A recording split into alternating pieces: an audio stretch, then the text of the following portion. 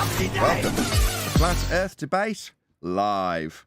I'm your host, Nathan Oakley, and if you are new to this channel, or you've not done so already, then be sure to subscribe, hit the bell notification icon, and join button if you'd like to become a Nathan Oakley 1980 channel member and keep up to date with the Flat Earth Debate. If you would like to support the channel, there is a super chat that runs alongside each of these shows while they are live, and there's also a PayPal, Patreon, crypto, and thanks button in the info box below the video. Most importantly, if you'd like to join the discussion, simply mute the page you are currently watching, then click the link in the info box below this video to join the panel and express your views on the nature of Earth. If you do join, please don't swear. If you do, you'll be ejected, and if you are, please don't try to rejoin the stream using sock accounts. You'll be warmly welcomed back on the next stream. Please also share the show on social media. Sharing the show obviously increases the live audience, but this in turn increases the chances of a more diverse panel, so please share the show on Facebook and X. Now we are joined by Original D-Rose, Refracted Curvature, 10th Man Rising, Neil, the Adam Meakin, Righteous Force, Arwin, and a whole bunch of people in Discord. So welcome, one and all. Buenos dias. Buenos dias. Hello. Good morning, yeah. Good morning, good morning. Yeah. Hello. Good afternoon. Good afternoon. Buenos dias. Hola. Any evidence of a physical geometric sphere edge that's a horizon formerly known as the curve of the Earth? It only exists within their mathematical conception that they reify. What about surface level? it does exist below surface level. What about any evidence of axial rotation of the Earth-based variety? You know, it's there because we're not measuring any. You know it's there because we don't see the 15 degrees an hour Coriolis drift they say the globe has. That's how we know we are definitely spinning. Excellent response. Any scientific evidence of gravity? We know it has to exist because we don't know what it is. That any good? Oh, give an Einsteinian answer. Go on then. Well, look, I dropped my damn iced coffee yesterday morning, and I don't know how it happened. And I was so pissed off, I blamed it on gravity. That's all I can say. There was me. I dropped my helium balloon the other day. My kid got very upset, and I blamed the Earth falling or rising, whichever you like. Well, that question is piggybacked off the first two. So they need a geometric horizon for a globe. They don't have one. It's below surface level. They need Earth rotation, but there's no Earth-based Coriolis. And so they need gravity to keep it all together, but there's nothing to keep together because the first two don't exist. What about any single viable hypothesis from any of the fields of astronomy, cosmology, or astrophysics? As far as we've been able to ascertain, those are not science, or they don't follow the scientific method. Correct. Any evidence of the distance to the sun?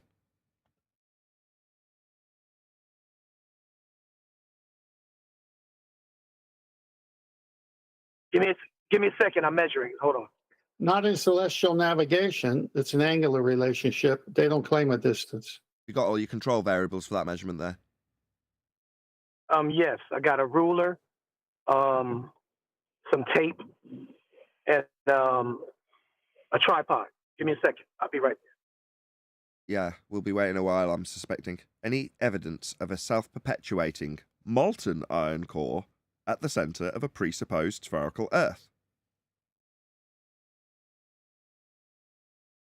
Well, we know there has to be a center of the Earth, or we wouldn't be able to do celestial navigation in a ball. In a ball? It's very dangerous to not understand how it's working on a ball. You do know that, right, Arwin? How dangerous it is to not appreciate how it's on a ball, not in a ball. I mean, I know it only functions in a ball when you measure a flat plane to get the angle to put it in a ball. But we were recently told how dangerous it was to not appreciate how it works on a ball, which I'm a bit confused about. Yes, me too. Well, there we go. Obviously, if you understand the argument, you wouldn't be in that position to assume that you can do celestial navigation on a ball, because you can't. You have to do it on a flat plane and wrap a sphere around that flat plane. Go on, whoever that was. Refracted, John. Yeah, according to Witsit, he is going to talk to Jaron about that and get him to also retract that or understand celestial navigation more, because he is not in agreement with him there. So he's going to, Witsit said he's going to fix that. Witsit gets it. We'll fix that. Okay. It's Witsit fixes it. Well, Okay. I'm hopeful because Jaron said Witsit is smarter than all of us put together. So this is a good thing. Well, he went up in my estimation after yesterday. I'm not going to deny it. I even told him that in comments, actually. Yeah, he conceded a lot, which is very brave of him. Not just because of his concessions, but more because of his demeanour. As much as we interrupted each other equally after assessment, which you can listen back to the pre-show if you want to hear more about that, I felt that the encounter was good. The outcome was positive. Not just because of the concessions, because, frankly, as Adam was pointing out to him, why are you telling us all about the empirical method of science? We know here. So that is kind of a bit neither in or there, although it did get my blood boiling to the point where in the pre-show I apologised for my poor behaviour towards Witsit based on a commenter pointing it out to me. And I went back, assessed it, and went, yeah, you're right. That was quite scummy. I'm getting him to be my errand boy. Why? Because he's given me what I want? Concessions? That seems unreasonable. So, yeah, I'm sorry. I was wrong. Shouldn't have treated him that way. But there we go. On the other hand, I'm not going to expect him to be coming back to me with apologies for where he's rumpusing us, shouting us down, for whatever reason, because it was 6 of one and half a dozen of the other in that respect, which is generally, for an audience at least, a good back and forth, right? Right, that was decent enough. I just really hope he's actually going to put the D to the word and confront David Weiss. That's David Weiss's problem. He may have come, and I might have leaned on the fact that he came and literally his opener was to say he could speak for David Weiss. Oh dear! And then he denied regretted that immediately. Then he denied it. Sorry, are we done with housekeeping? I said then he denied it. He denied that he did that. We're getting into the hustle and tussle where I wanted to do a full housekeeping session. Any evidence of the R value? Earth radius.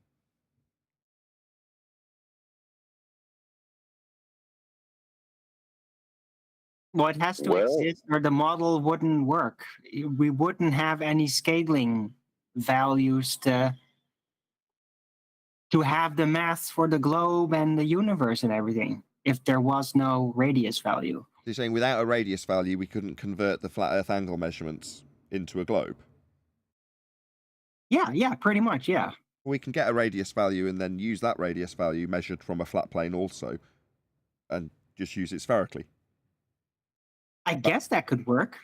Well, it does. That's how it's been done. So there is a radius value. The entire Awesome. Western world's been deceived with it, aren't you keeping up? Cool. So then there is evidence for a radius value. Yeah, from a flat Earth. Yeah. Go on, D Rose, as you're rumpusing this. And that's an empirical measurement. Remember that. Yeah, it's an empirical R-based measurement from a flat Earth. That's right. Okay, then.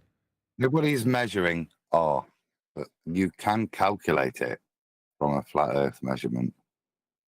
Well said.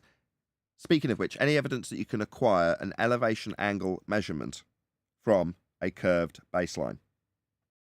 Yes, you can do a curved baseline. Yeah. Who? No, from. Yeah. I said two. You can't measure an elevation angle measurement to a curve either.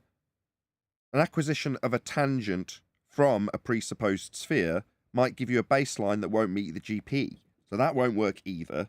But in terms of I can get an angle from a curve is essentially your response. No, you definitely cannot. To or from.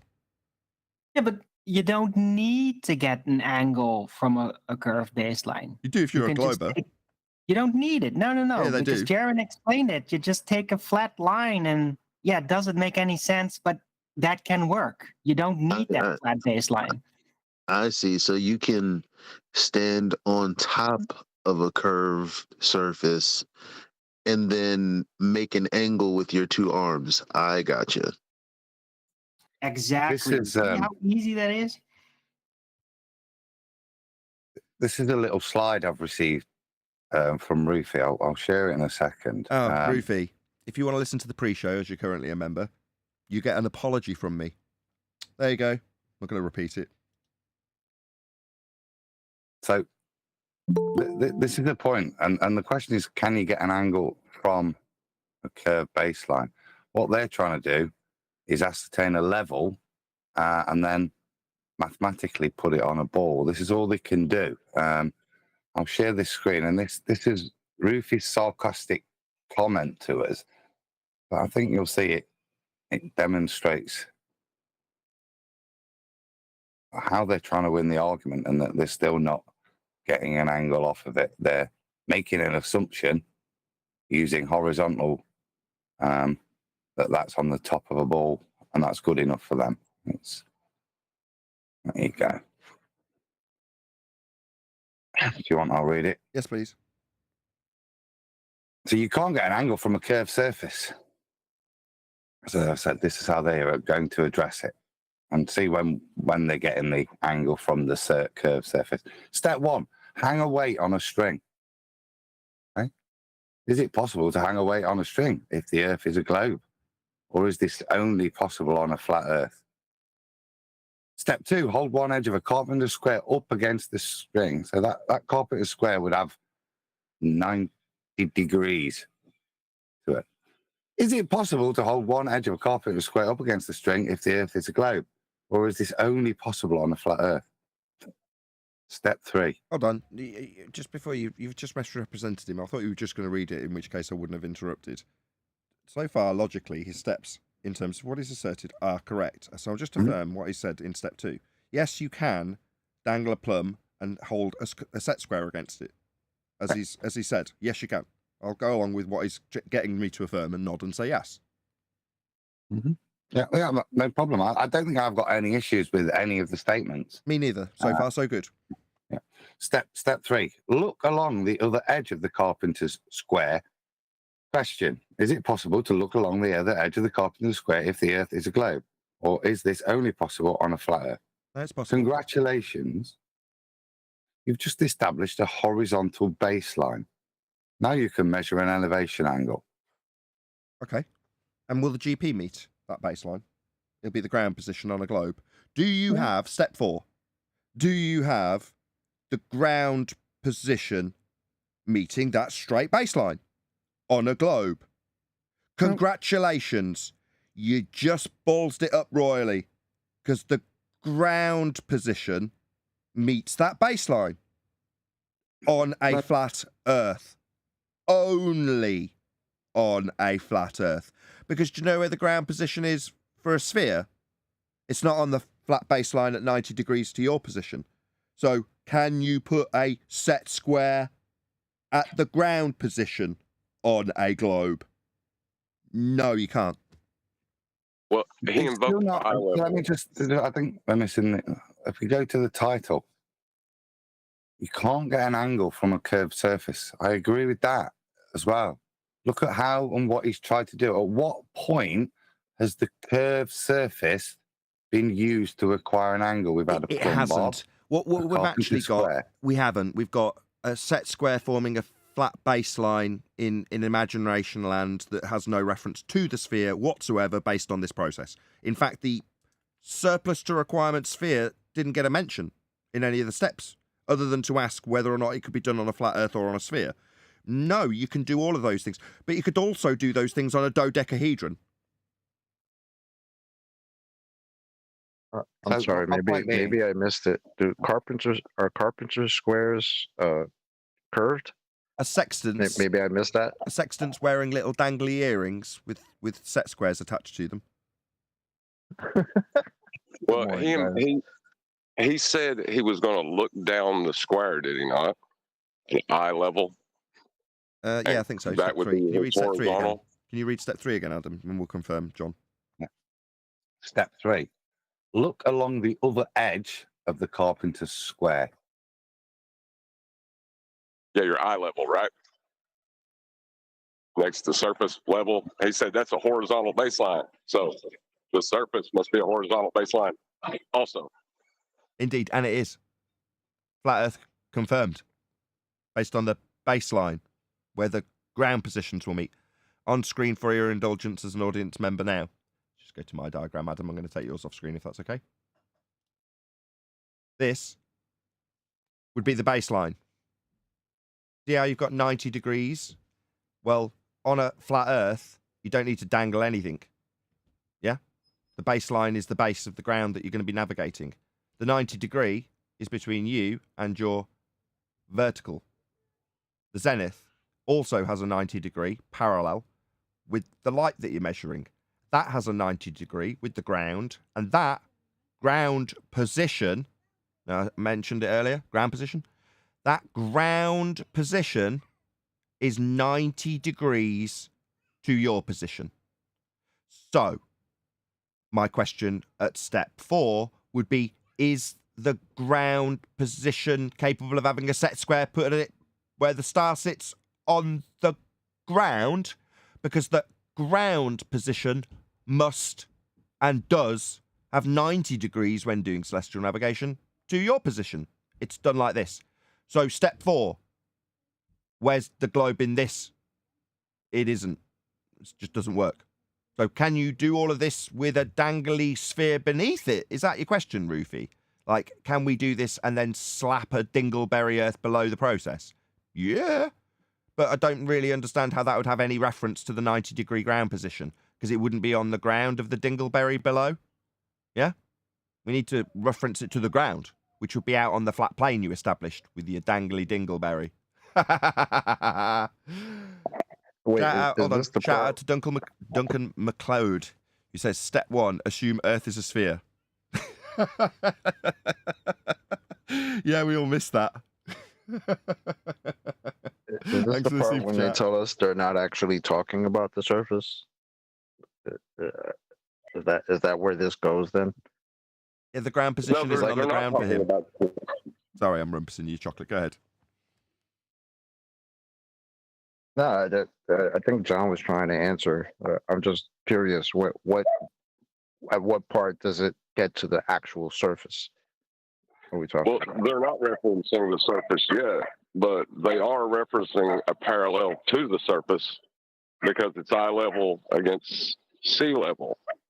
What he's establishing, like, say it again, John. To the surface. Yeah, not from the surface, which is the housekeeping question. Yeah, from a curved surface, and that's what I want to highlight. No, at best, you see, you're creating a tangent to the surface. You're not. You never actually do that. You just do it in the maths afterwards. You just say it is to the surface, but it's not even that, is it? Yeah. No, but it's certainly not from the surface. No, definitely not. But it is parallel curving. No, can't be. Wouldn't be parallel. So if you have two parallel lines, there is no at best doing a tangent. You're not getting a tangent at all. Correct. So what your point is that when he establishes that your set square's giving you eye level, well, it's going to be parallel with that, so you're screwed. Correct. Shout out to Crockett. One sec. Shout out to Crockett, who gifted 5 memberships. Really appreciate it. Thank you very much. Also, shout out to Godzilla37, who says, how do I get rid of that? Oh yeah, there we go. Who says, step 2, make up stories for the rest. Yeah. Who's doing this? Who's dangling set squares to assume that there's a dingleberry Earth not being used beneath them when they establish a horizontal plane to put 90 at the ground position of the star you're measuring? Nobody. It's not needed. You don't need it. You just have 90 at the ground position. That's how it's done. So what can you beg the question in these 3 easy steps of a sphere? Well, no, because it didn't get a mention other than to ask whether or not you could have a dingleberry below a flat plane, as far as we could ascertain. I mean, you can, but it's not really being used for anything, is it? So who cares? Step 2, make up stories. Yeah, exactly, Godzilla. Thank you for the super chat. Also, Russ Bonono, who says, step 3, getting all the steps right out of the super chatters. Step 3, conjure math to describe something that hasn't been proven or directly measured. At what? And yes, slap it underneath the thing that is being measured and navigated, the flat plane. And yeah, you can see it here on screen right now. That is what you're doing. See this 90 here? That's the ground position below the star. And shockingly, it's on the ground. But it's got to be 90 degree to you. So all Roofy's done is establish 90 here. He's saying, can I establish 90 in a flat plane here? Yeah, you can. Not much use if you're trying to prove Earth's sphering its way away from you. So, hey, what use is it then? Because you're getting the ground position at 92, aren't you? Ground, on the ground. Is that on the ground of the globe? Does this look like it's on the ground of the globe? It isn't. It's not. It's done on a flat plane. It has to be. Right? Now, what you could also do, not just have a dingleberry Earth like Roofy had below this, or that, let me get it right, Jaron, can't believe I'm saying this, the flat earther, told us we'd be remiss and, you know, it'd be dangerous if we didn't understand how this whole process was taking place on top of a dingly dangly berry globe Earth below this whole process on a flat plane. I mean, that would be dangerous if we didn't appreciate that, according to Jaron. But there we go. Like we all know now, having had Witsit here, he's on the case and correcting that stupid nonsense with Jaron as we speak, apparently. So there we go. Meanwhile, this 90 here, right, that's on the ground. It's not on the globe Earth ground. So what you can do, instead of dingleberry dangling below it, is have a globe burger wrapped around it. So then when you take this angle, you say, well, the globe's about here-ish, right? Wrapping around this flat plane. This is the equatorial plane. Here's the globe that we're no longer standing at when we take the angles from hell.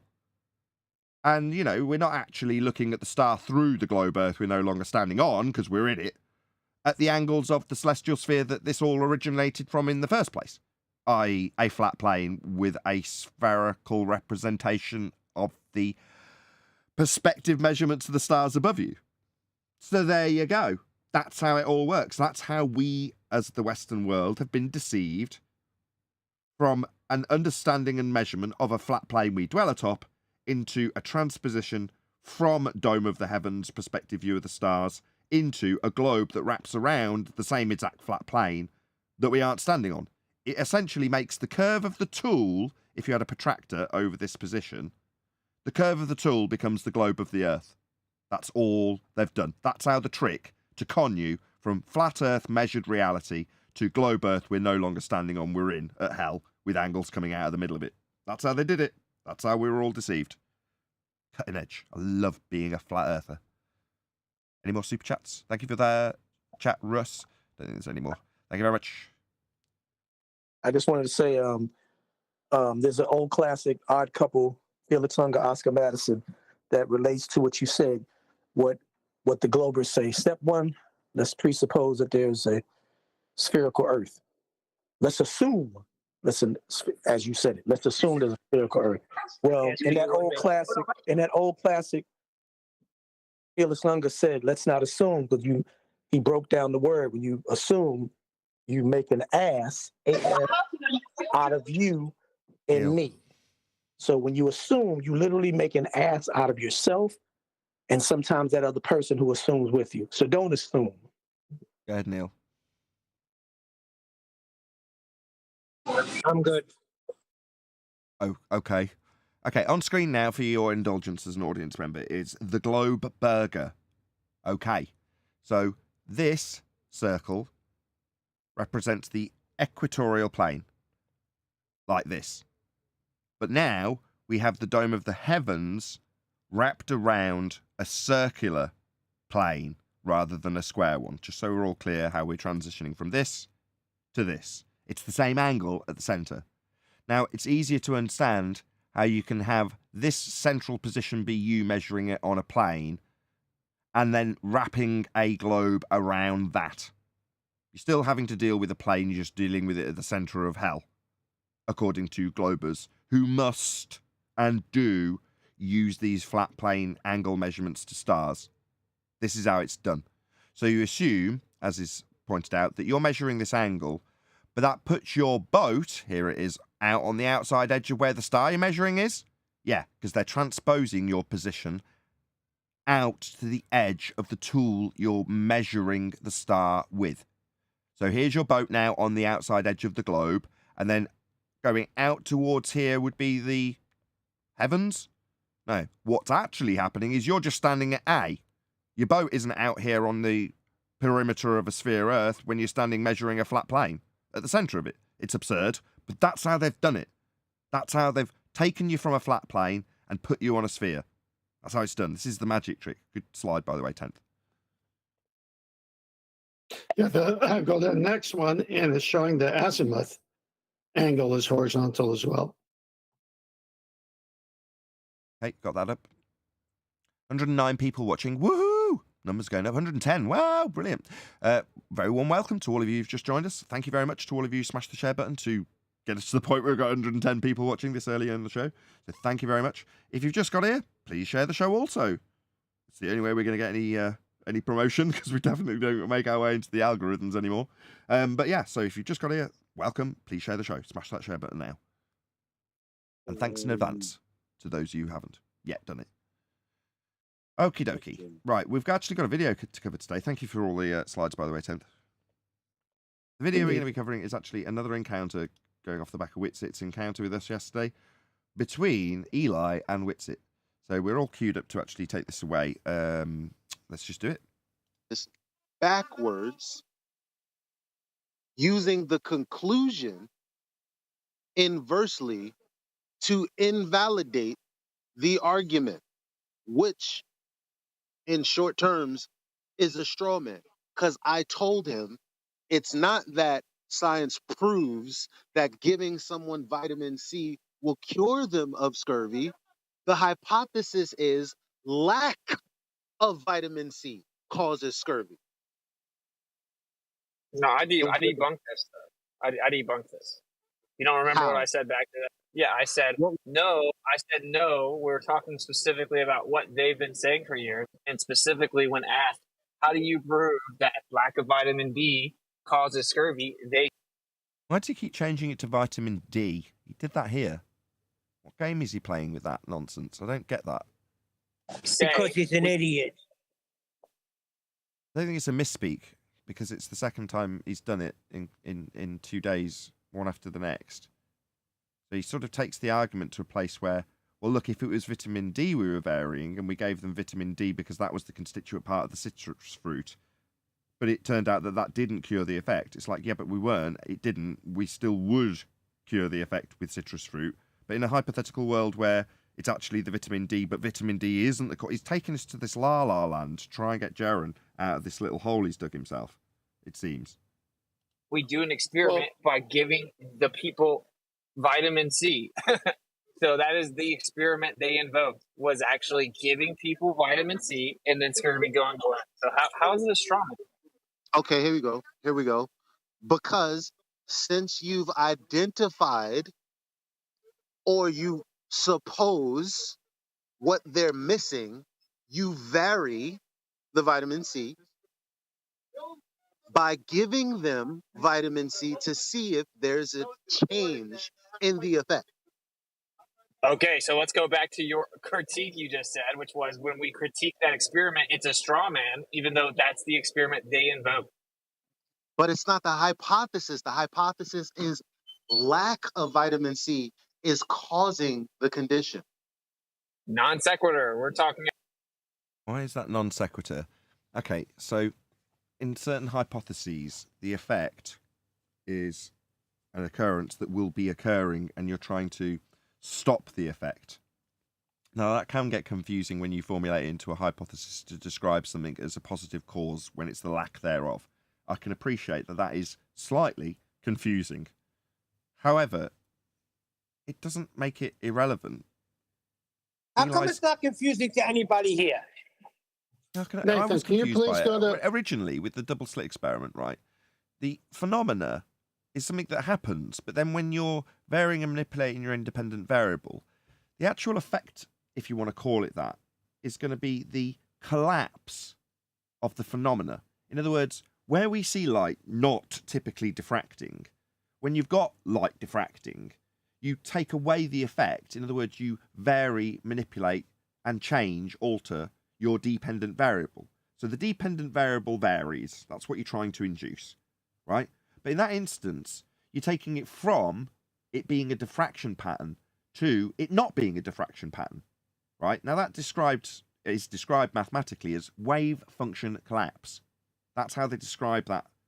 But that's what you've induced when you acquire knowledge of which path the light's going through. when you know which path it's going through, the light stops diffracting.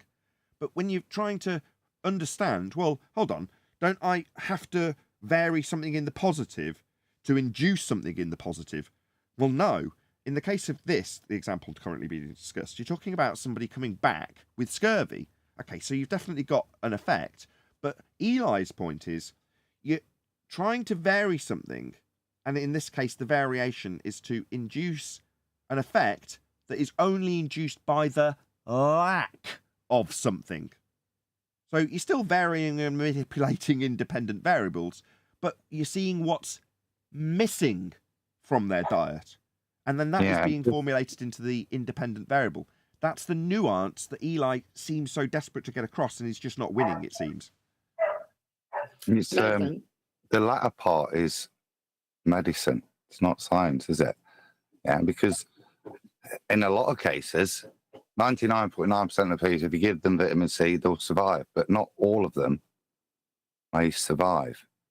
So vitamin C cures scurvy is I would say in the realms of medicine there.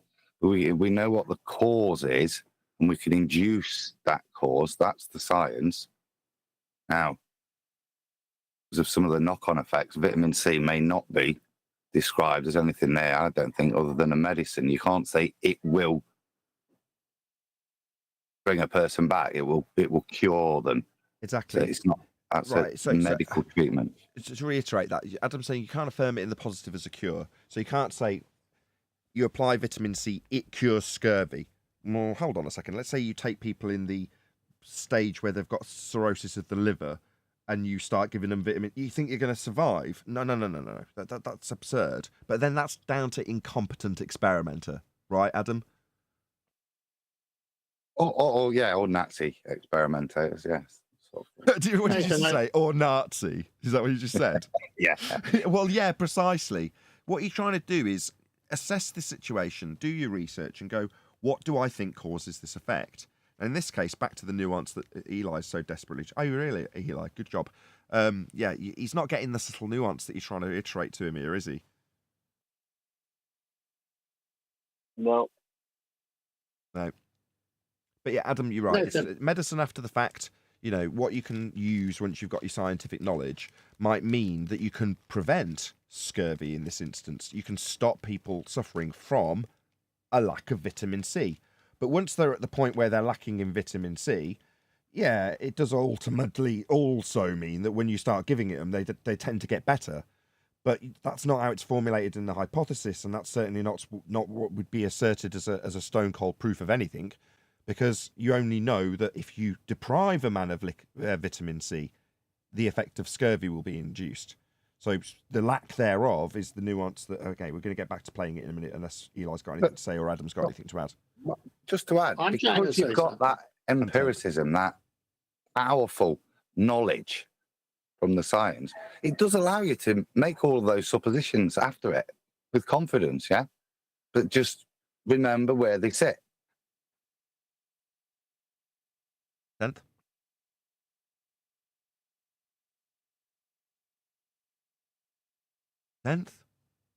10th? Go, Tim. We've lost him. He's gone forever. Eli, The experiment that allegedly proved something, and the experiment that's being critiqued is literally the experiment that they said, and you claimed it was a straw man. How's it? Okay, so explain it to me. What do you mean? What am I getting wrong here? The whole debate is that a scientific experiment that definitively proves something that you can close the book on forever? And the experiment they invoke is that you get. That's just what an experiment that's the straw is. man. That's what an experiment is. Now, this whole close the book forever thing, again, I had to go through this with Jaron, right, Eli? No, you're not trying to close the book. You're still going to inquire further. People still do the experiments. It's embedded in the method, systematic experimentation. Yeah? But it's caveated by what the actual circumstances are. Once you know that if you give the men at sea citrus fruits, QE did a really good job the other day covering this, actually, an exceptionally good job. He's like, no, it depends. It's down to common sense, basically. Once you know that people stop getting scurvy because you give them vitamin C, you can, like a little Hitler, decide, I'm still going to deprive them of it anyway. I mean, it could be cabbage. That you could do that.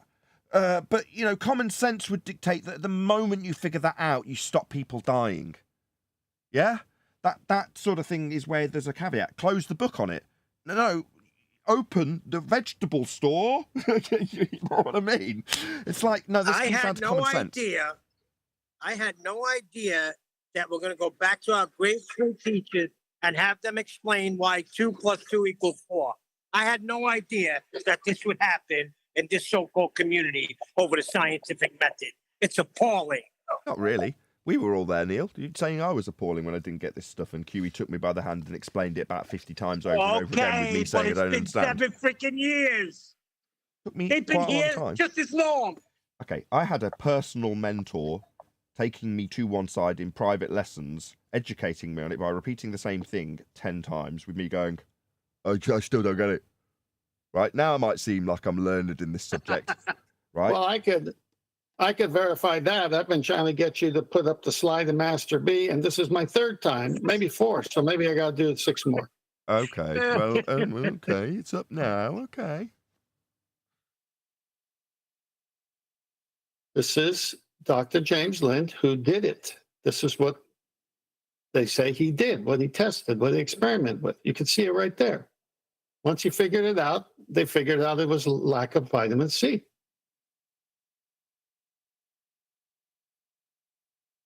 Oh, thank you. How kind. But why does 2 + 2 = 4?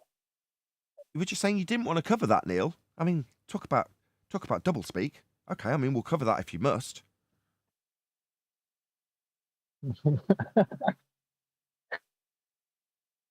Seriously, you were just moaning about we not wanting to go back and learn these things. Oh, fair enough. I don't know, Neil. Maybe you could educate us in this. Go ahead. The point is, you shouldn't have to. You've done a good enough job in the past 7, 8 years. That's why I learned everything, okay? They were here. They heard.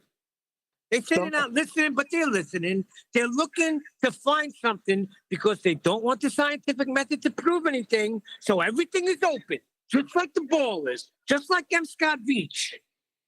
Neil, actually, they don't want the scientific method to disprove their assertions and claims. That's why they're trying to throw monkey wrenches of bull crap into Well, the they game. can't come right out and say it, so they wanted to. Science doesn't prove anything, so they can get away with that little nonsense. The both of you, like the fact that we're having the conversation is going to help people who don't understand the shit at all. I agree. Help them get it. Yeah. Chocolate, I know that. I'm not I opposed agree, to I it. agree. Neil's opposed to it. I'm just. No. I'm in all character for it. here. I'm in character here. I appreciate that there's an audience, but I'm speaking directly to those three, the 3 freaking stooges, Mo, Larry, and Jerky. You don't need to anymore. Mo and Larry have already been dealt with, haven't they? So it's just Dave Weiss. Right? Oh, really? They still got knives in their hands, and they're just waiting for the That's opportune okay. time. Right. Well, As far as I am for the record, concerned, chocolate. no. I love the love. Listen. I love Larry's. Hold on. Jaron has faced the music, has he not? Yep. Don't assess the outcome of the music he faced. He faced the music like a man, did he not? You're talking about the other night? Yeah. I'm not asking for a Okay, performance and what about assessment. the video after? Okay, let's try that once more with Neil. Jaron behaved like a man. He stood up and he faced the music. I'm not looking for a performance assessment of Jaron. The audience, yes. I assure you, has done that for him. Yes. Yes, then. Right. Whitsit has been a man and he has faced the music, has he not? Yes, he came in. Right. So Curly and Mo have been dealt with, haven't they, Neil? Curly Yeah. and jerky. Curly and jerky. Now that leaves Dave, Scammer, Science, Fraud, Weiss to face the music, doesn't it, Neil? Yes. Yes. That would be Mo. That would be Mo, would it? Mo, Larry, and Scurvy. So that would be Larry. Okay. Fine. Neil, Did you say scurvy? Do you remember that yesterday? Neil, you're great. Neil, Larry, and Scurvy. That was good. That was good. That was brilliant, Neil. Oh, I'm still laughing. Thank you, Neil. That was absolutely I phenomenal. have moments of brilliance. You do. Let's not labour it too much, or you'll water it down. Well, I said it's moments. And now that moment has passed. What a shame. Second time he said it. It's the second time he said it. Moments. 125 people watching. I'm glad the numbers are going up. Bloody hell. From the audience, any newbies? Anybody come back to me? Just check in. We'll see. Where are we in terms of time? How long have we been live? 42 minutes. Okay, cool. What else do we need to discuss? It's just Dave Weiss, really. Like I say, that's the only loose end. He's had his invitation. He's told me about how he's, not interested. He's got his boat to be on and all the rest of it. Well, now it's time for him to face the music too, isn't it? Back to the video. Indeed. Give someone vitamin C, and then scurvy goes away. So if we then critique that experiment, that's not a straw man. To actually change it back. What is the critique? What's the critique though? I'm not getting it. Oh, okay. We address the first point though, that you were claiming it was a straw man, but it's literally not. Because what's the critique? What do you mean? Okay, so the critique was, say that the scenario is you start giving them vitamin C, but the scurvy doesn't go away. That doesn't happen though. Ugh. So he's fighting Jaren's argument. The position Jaren took with me was, well, let's pretend we give them vitamin C and they don't get cured.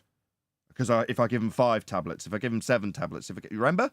It's just Jaren's argument. Now, yesterday, Whitsitt did not take this position. Did you convert him? Just so I'm not unreasonably critiquing the fact that he's literally paraphrasing Jaren's incorrect position that we give them scurvy and they don't get better.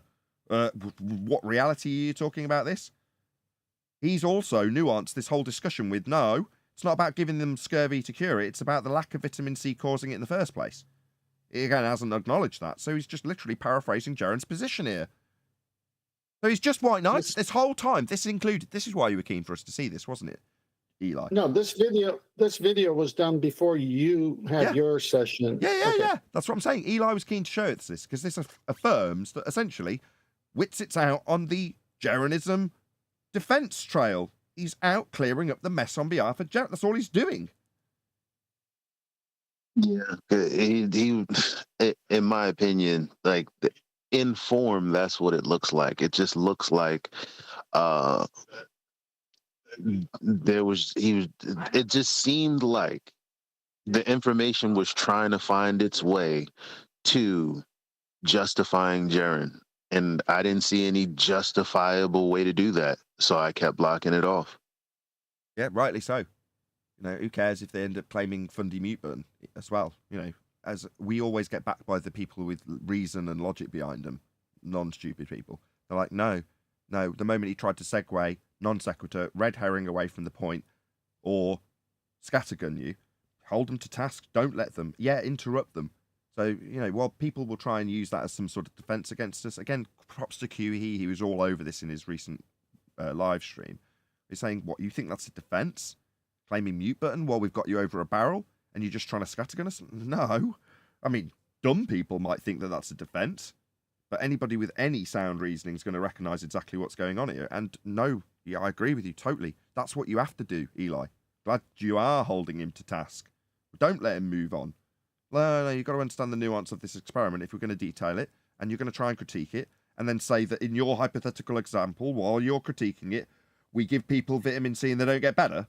What, in La La Land, where that don't happen, where it's not scientifically validated, exactly like Jaren wanted to do? What? At what point You'd in have to time? go to a conceptual universe that doesn't actually exist just to prove that there could be an exception to it. Exactly. Wow. Yeah, go take it to La La Land. It's just weird that we're using a real life example, and it's like they just keep going to what ifs and like you guys said, hypotheticals. Like, why do they keep doing that? Just to prove us wrong for some reason? I don't get it. Because it's a global That's a good segue. Hold on. That's a good segue, Chocolate. Because while we could, and you just did, ponder their motivation in this regard in terms of them wanting to decry us, somebody speculated that Jaron just hates me or blames me for Bob's death. Things like that, personal motivations. Let's just put it down to that for the time being. Okay, fine. There's a personal vendetta. There you go. There's their motivation. What do we want to do? Oh, well, we want to educate the audience at large why all the people who Jaron has correctly identified as scamming you with science, in quotes, why would they use that word? Why? And why was it so successful? Why did it work so well? Well, because, like we're disseminating here and Eli's fighting the good fight, science proves your hypothesis. Because it only proves hypothesis. What's that? Science disproves things? No. If it did, it would be proving the alternative part of the hypothesis. If you fail, you get a zero difference result, and your prediction thereof was true. Proven. Oh, what's that? You got the cause of the effect. Well, then your predictive statement was true. Proven. So science proves. You see how, given that it only proves things, it would be really useful to use the words of science to imply that you've definitely proven something when you say, you can prove that scientifically, like Dave Weiss does. So given that charlatans who don't have scientific validity for their claims know that this word makes everybody who hears it instinctually trust what they have said as proven.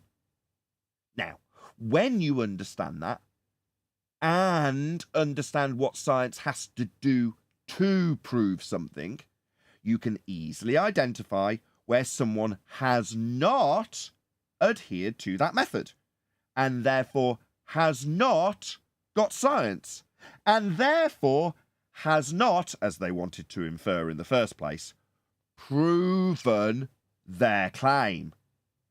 So you can prove that scientifically. Okay, then. Let's break down what that actually means, Dave Weiss. You would be varying your presumed cause of a phenomena you saw in nature, and those two things, that would be your presumed cause and the phenomena you saw in nature, are both of the parts that you need for a hypothesis. An independent variable, thing you think will cause the effect, thing you will vary in the experiment, and only that, it's independent, and dependent variable, phenomena in nature you are studying. Something you fail to have when you detail ether. It's all man-made parlor tricks. No natural phenomena.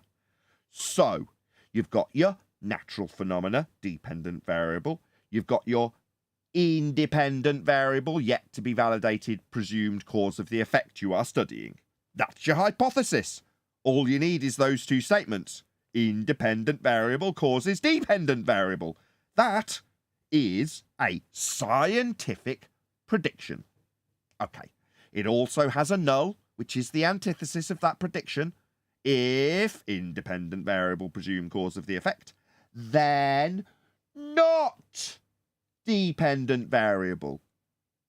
So if you get a zero difference result, you will validate and prove that prediction that I just stated true. And if you prove the cause of the effect because you're a genius and you figure out what caused it, then you prove that predictive scientific statement as true. Notice again that both were having something proven, because that's what science does. Gotcha. Now you take a charlatan statement through that process. Oh, right. Its angular size is too small. I see. So that can be proven scientifically. So what would be a independent variable? Something being too small isn't something changing. That's a concrete noun. Your description of what it should or shouldn't be in terms of its size, that's not a phenomena.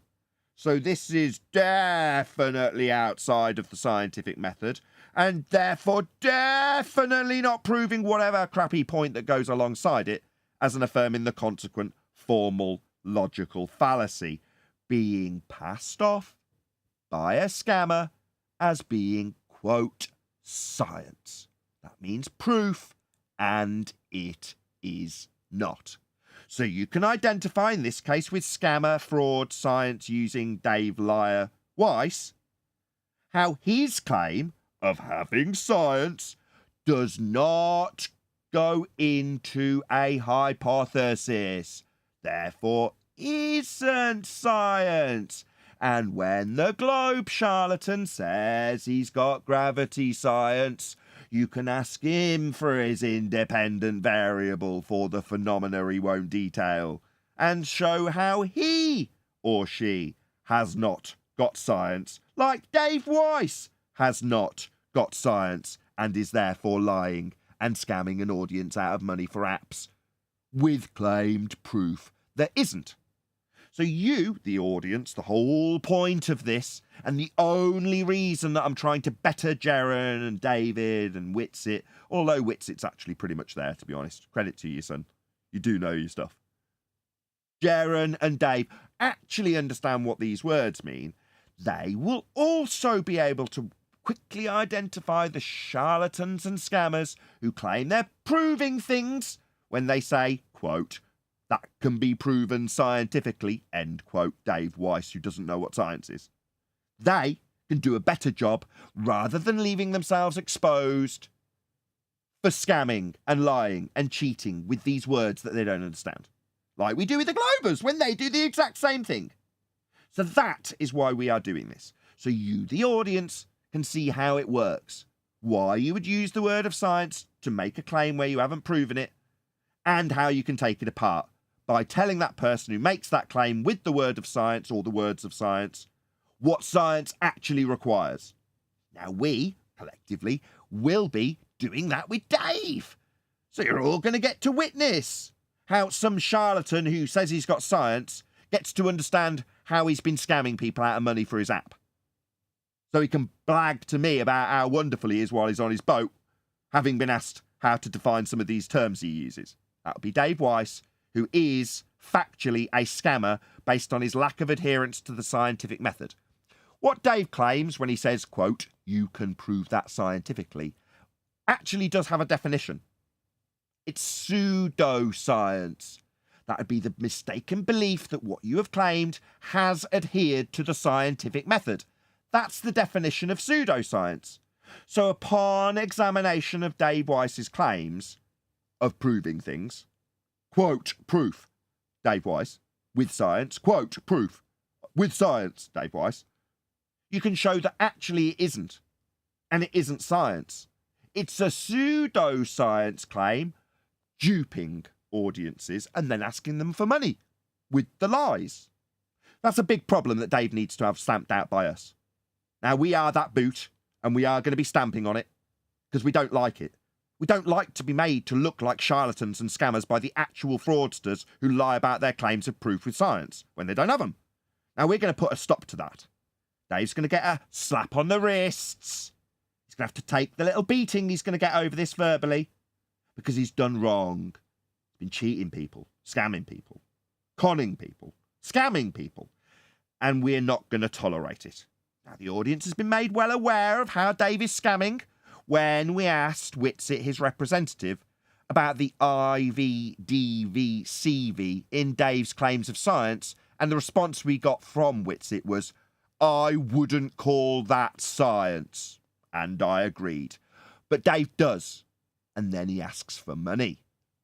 That's a big problem. It's making us all look like frauds, because Dave's a fraud, and he needs to come and deal with this quick sharp. So fortunately, the very good man that he is, Witsit's got on the case as Dave's representative, being as he came here and specifically told us how he talks on Dave's behalf.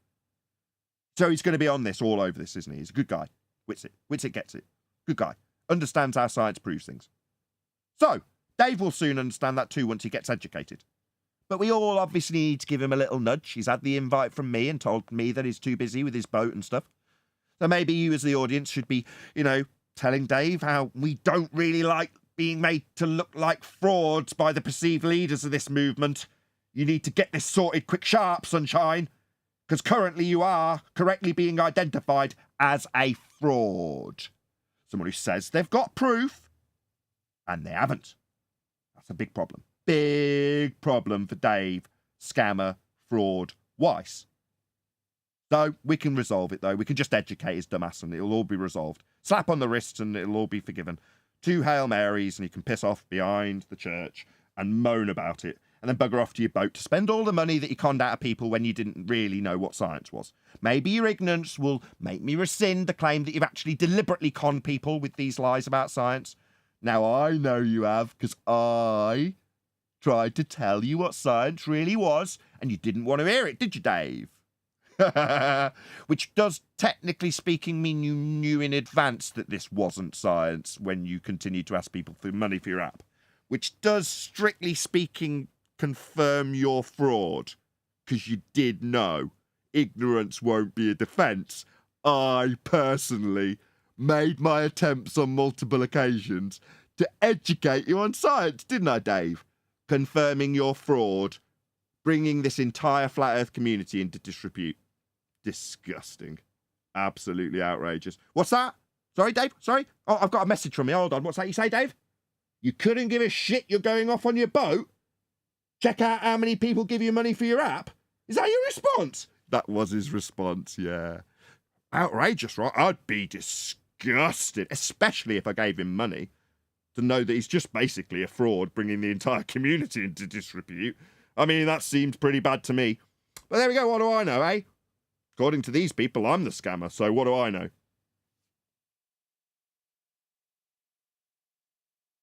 Maybe he's got a sextant on that boat, taking some elevation angles and shit, you know?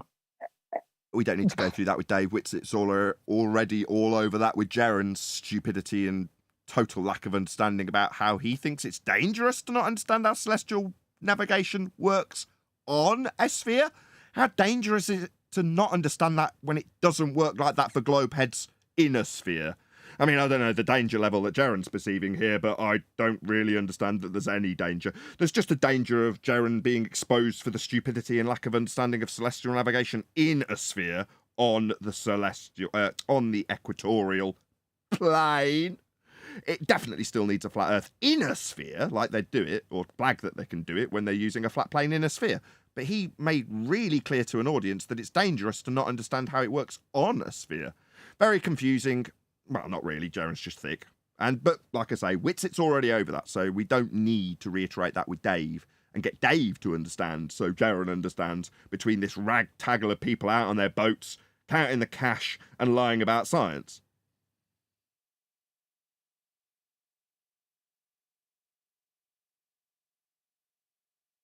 Well, I guess that does that. Come again? I said, I guess that does that. Like, Yeah, I suppose it does. What are you saying? That's a wrap. It sounds like it, like, you know. Nah, 4 more hours. 4 more hours maybe in the after show, because with that I'm going to say a huge, massive, enormous thank you to both Discord and G+ panels for making today's live show possible. 152 people watching. Woo-hoo-hoo! Thank you very much to all of you tuned in, liked, commented, shared, subscribed, joined as a Nathan Oakley 1980 channel member, gifted out memberships, hit me up on PayPal, join me on Patreon, and all that good stuff. I've been Nathan Oakley, and I will see you all in the next video.